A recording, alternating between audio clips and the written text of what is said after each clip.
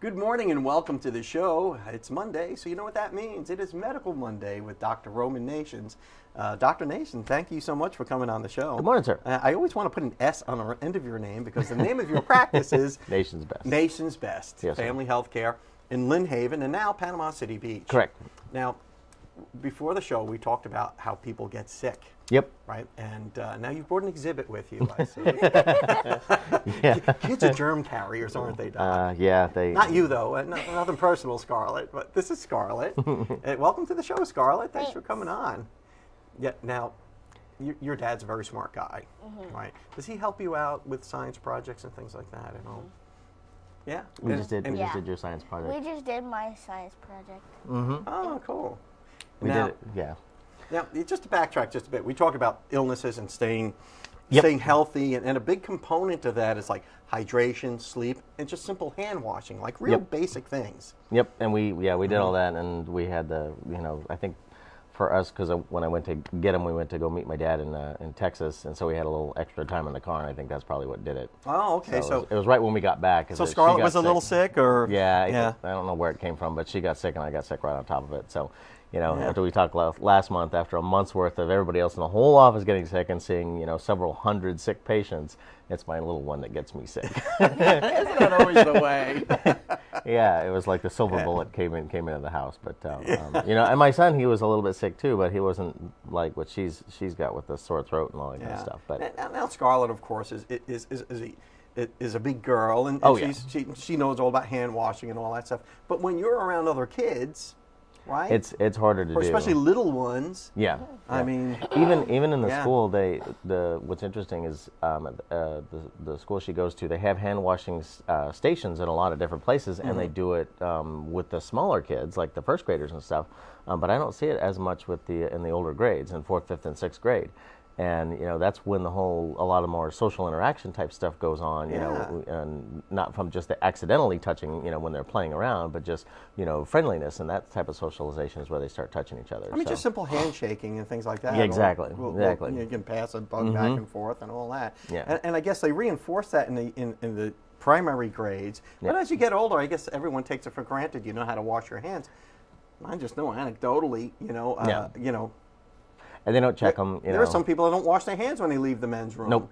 I mean, how do you do that? Yeah, and in the smaller grades, actually, at the school, that's what they do. Is they, when they come out of there, say, "Show me your hands," and you can see if they're wet or have been wet. But they don't reinforce that in the older kids. Yeah, but it's very important to do. It is.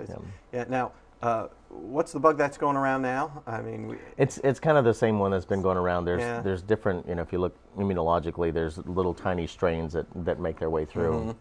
And little tiny mutations each time it gets passed around, and that's how you get, when with a family that's got several kids in it, is they'll have one that gets sick, and then some slight mutation comes back around in the same classroom to get the original kid sick again, and that usually makes it go around about 4 or 5 times. I remember as a kid, my mom always used to say we'd pass it around the house. Yep. Somebody would get sick, they get better, and the next person gets sick, and it's almost pretty much the same thing. It is, exactly. So it'll just go through a household, and eventually, and then it gets them all better, but. Yeah. Or when you get older, it'll race through a college dorm, Everybody will be sick, Or if you're in the military, and you're living in close the quarters. Barracks and those kinds of things. That's when it gets really bad. So that's all something else. Now, you're a dad, and you're a smart kid who's interested in science. And I want to talk more with you after our Waking Up with Don weather. Welcome back to the show. I'm speaking with Dr. Roman Nation. And Scarlett, we talked a little bit during the break about your science experiment. Now, you have an interest in science, don't you? I really do love science. It's fascinating. Yeah, it is. It's interesting to figure out why things work or how things work. Like when you look at something like a car or something, you can look at it and say, why does that work? And use science to help you figure it out. Isn't that the truth? Now, you just had a science fair, didn't you? I did. I did do Diet Coke versus Coke Mentos eruption, where we took different states of Mentos, like 1 Mento, 2 crushed Mentos, and 2 whole Mentos, and see if it worked better with Diet Coke or regular Coke. So what was your findings? I found that Diet Coke with 2 whole Mentos actually worked the best because That's what I use when I try to do that whole Mentos eruption. And believe me, I've done it. It's yeah. It works the best. In the interest of science, it wasn't fun at all. But anyway. But it works because Diet Coke has more carbonation than actual regular Coke, and the regular sweeteners help with the eruption, and also because 2 whole Mentos sink faster and they have more nucleation sites. Nucleation sites? Yes. Okay. And a nucleation site is what? Is where carbon dioxide it grabs onto stuff like that's a bumpy surface like your fingertip. And Mentos are sprayed with 40 layers of liquid sugar, so that creates a lot of nucleation sites, which creates a lot of bubbles. Oh, so the CO2 just kind of binds to those sites, and it just grabs onto. So that's what it does. And so it's really not a chemical reaction. No, it's no, just that was our it's original more of thought. a physical thing where those bubbles just kind of bind to that porous surface there. We had to modify the experiment as we went because we started with mints and. We started with Tic Tacs and Lifesavers and a bunch of other stuff, and we threw them in Diet Coke and nothing happened. So then we had to change it. Like, okay, how are we going to make this experiment worthwhile and show stuff? And then we filmed it and did it in slow motion. It was amazing what you could do with a smartphone these days. Yeah. And then we took pictures of it, so it all lined up. It was really quite fun. It was cool. So Dr. Nation, you obviously had a little bit of a hand in this, I'm sure. It was her idea. Yeah. So. Well, naturally. He was my cameraman. He was your cameraman. Yeah, he does have his uses, doesn't he? Yeah, dads are like that. But how important do you think it is for parents to be involved with their children's science education? Oh, we were talking about that on the break. There was a huge difference in the kids in her class between the parents that were involved with the kids doing their science experiments and the ones that you could tell were kind of backseating it or they were too busy and those kinds of things. And it made a huge difference in what the kids actually took away from it too, because the other kids in her class that were kind of on their own didn't really get what the whole science fair was about, and what, learning what the scientific method is and how we learn about things and how we take things apart. It's so important to learn the scientific method, because it's just not just for science, but just in life in general. Correct. Learning how to solve problems and defining a problem and exactly, and having a methodology to rather than just kind of coasting along and hoping somebody else is going to take care of it for you. And you can do that in all. You use that in all phases of life, I would imagine. Question everything is kind of what we do is how does that work? Why does it work? And why is it that way? Now that doesn't mean you do your kid's science project No. for them. No. You just kind of give them a little guidance. She had to do all the write-ups. She actually did all the artwork and everything that went with it, and we helped her print it out. Was about the major extent on that. Printing and proofreading. Yeah. Printing and proofreading. Yeah, well, I remember standing on the garage roof dropping an egg in a parachute for my son. All his egg dropping experiments. Yep. Yeah. And she's going on to the regional one, so she's got to we got to re-up the experiment a little bit and modify it just a tiny bit. You can up your game a little bit on sir. On that Mentos experiment. Because what I found in the reading fair was that this school teaches you to do it by yourself, and the next school teaches you just make it look great. So. And it's important, I guess, for children to be involved, for parents to be involved. Yes, sir. And there's a big emphasis on STEM. Encourage them to learn. That's a huge part. Yeah. I mean, if America's going to stay competitive, we're counting on you. It's all on your shoulders. Okay. I got no worries about this one. No, it's everybody else now. Not my kid. Well, thank you again for coming on the show. All right, sir. We'll see you next time. All right. See ya. See ya. And we'll be right back. Welcome back to the show. I'm here with Dr. Aaron Shores from Spine and Neuropain Specialists here in Panama City and Chipley. Welcome back to the show, Doc. Thank you. I have a question for you, because I have a friend of a friend, who had an arthritic condition and then got in a car accident and re-injured, I guess, her neck, or injured her neck. I guess my question is, if you have an arthritic condition and you sustain an injury to that same area, does it speed up the aging process? Or is you going to age the same way and it's just an injury on top of it? Yeah, that's a great question, and one I actually get asked pretty regularly. And it's, it's sometimes hard to give somebody a definite answer on that because it varies from patient to patient. There are certainly times where someone re-injures an injury or has an arthritic condition and gets in an auto accident, has a whiplash condition, and develops an increase in pain, excuse me, which requires certain treatments to address that. But there is also data out there to suggest that trauma, specifically to previously injured areas, can accelerate the arthritic condition or cause further degeneration with time. But it doesn't seem to happen in every single instance. Isn't that odd? Yeah. So some people might be predisposed to that, and it just kind of speeds up the disease or Sure. disorder. Yeah. Well, part of the reason I think for that too is osteoarthritis, which is probably the most common cause of arthritis in the community. It's a really poorly understood phenomenon. We don't really understand all the reasons why it occurs, and we don't know how to make it go away. But certainly one of the predisposing conditions to having arthritis is recurrent trauma or severe trauma. So it certainly can be a predisposing factor, but I have seen folks in my practice that have had very severe trauma that I've followed over the years that have never really had any progression in disease, and I've seen people that have had relatively minor trauma, considering that do have pretty significant progression or end up requiring surgery and other things. So it really is kind of a patient-dependent process. Certainly it's something to be vigilant about, but I always advise people that as long as we can control the symptoms, restore the function, we try to just not spend too much time worrying about what could be, because there's a lot of times where it doesn't lead to anything else. So you say it does lead to something else. Now, are you treating two conditions now? Are you treating an injury and say arthritis, or are you just treating one thing and that'll get them? Well, sometimes they overlap. A lot of times in the spine, for example, osteoarthritis or different types of arthritis, rheumatoid or what have you, can lead to degeneration of some of the joints in the spine, which then can become painful. So there are some joints around the spine that are one of the most common causes of pain from those joints is osteoarthritis or arthritis in general. What exactly is osteoarthritis? What exactly is that? Yeah, osteoarthritis is a condition that leads to degeneration and wear and tear in the joint. There are some specific criteria that are laid out there that make the diagnosis.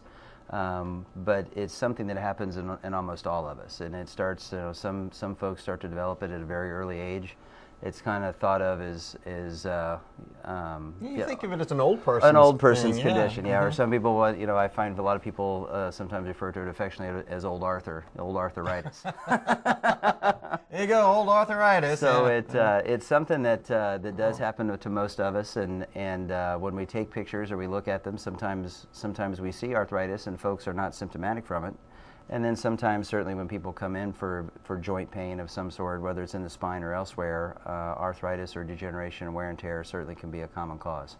So I guess word to the wise is, if you get in an accident, go see the doc right away. You got to get that baseline anyway. Yeah, absolutely. I think it's always, especially if you have concerns or you feel like it's painful or something's different about it, I always encourage people to get evaluated by someone who has some expertise in dealing with those kind of conditions, because the earlier you can treat something, number one, the better the prognosis is, and the quicker you can restore your function and get back to normal and hopefully have less of a risk to leading to something more serious long term.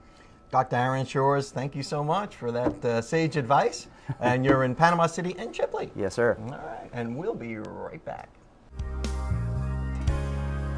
Welcome back to the show. I'm here with Lori Becerra from Superior Residences here on Panama City Beach. Lori, welcome to the show, or welcome back to the show. So good to see you again. Good to see you. Thank you for having me. Now, Superior Residences, how would you describe that?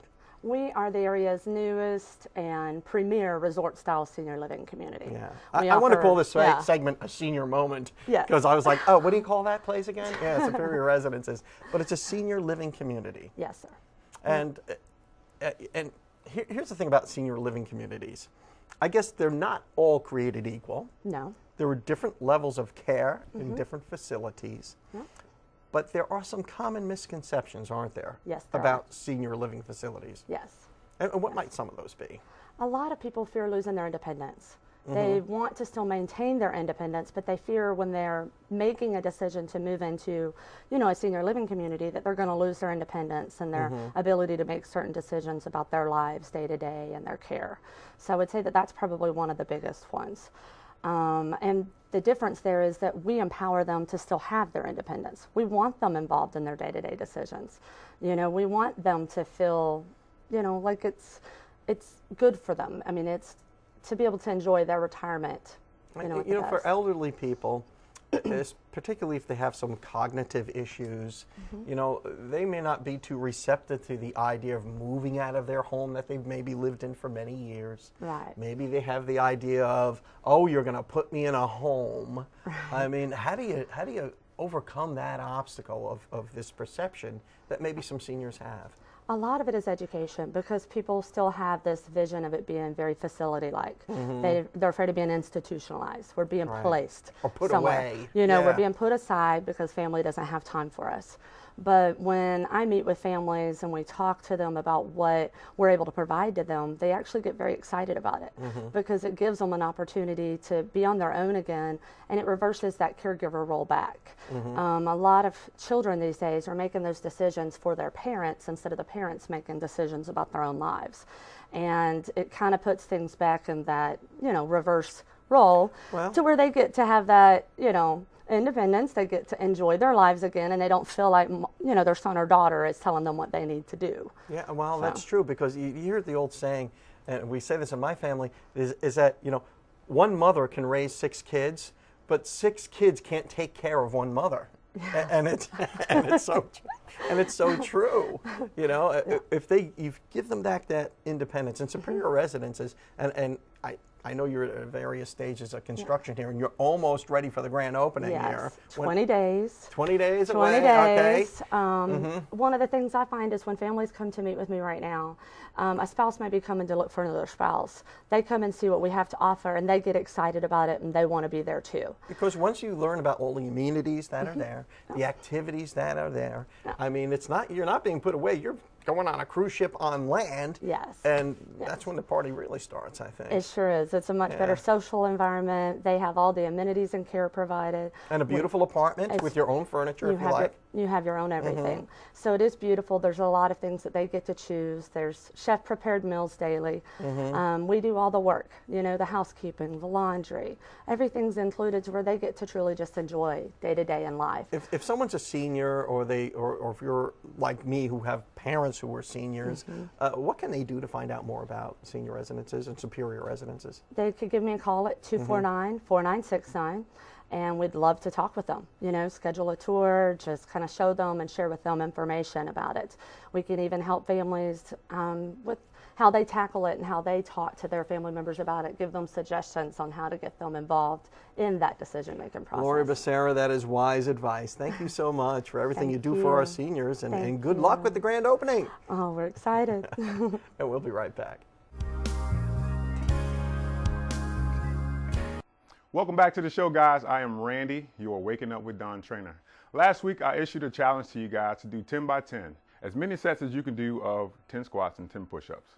Last week, the goal was 4 or 5 reps, or 4 or 5 rounds, I should say. This week, I'd like for you guys to shoot for 5 to 6, or even 6 to 7 rounds. And just to give you an idea of what that was, in case you missed last week's show, the squat looks like this. Feet shoulder width apart, hips, knees, and toes in alignment. Down and up is 1. Let's go ahead and do a couple of rounds of these movements together. So we'll start with the squat.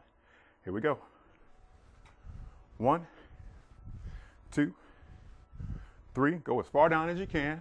4, 5. And if you have to work on it week by week, 6. No sweat. 7, 8, 9, and 10. Now we switch to the push-up. Starting in the plank position, either from your toes or from a knee if you need an adjustment.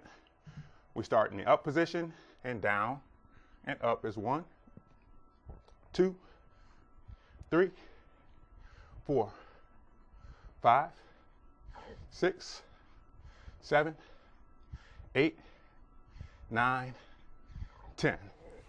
1 set down, 1 to go. All right, so we're back to the squat. Begin. 1, 2, 3, 4, 5, 6, 7, 8, 9, and 10. One last round of push-ups. As you guys can see, I'm starting to break a sweat a little bit because I'm really working, as should you be. Here we go. 1, 2, 3, 4, 5, 6, 7, 8, 9, and 10. All right, guys, I got you started this week. Remember, 6 to 7 rounds if you can. And the one thing I like about exercises like this is you can do them anywhere. So you can do them on a break at work or as soon as you get out of bed, whatever works best for you. If you need to get in contact with me, you can reach me at www.5lfitness.com, or you can come and visit us at 5420 Hickory Street at Impact Fitness. Once again, I'm Randy. Hope you get your week started right. Thank you.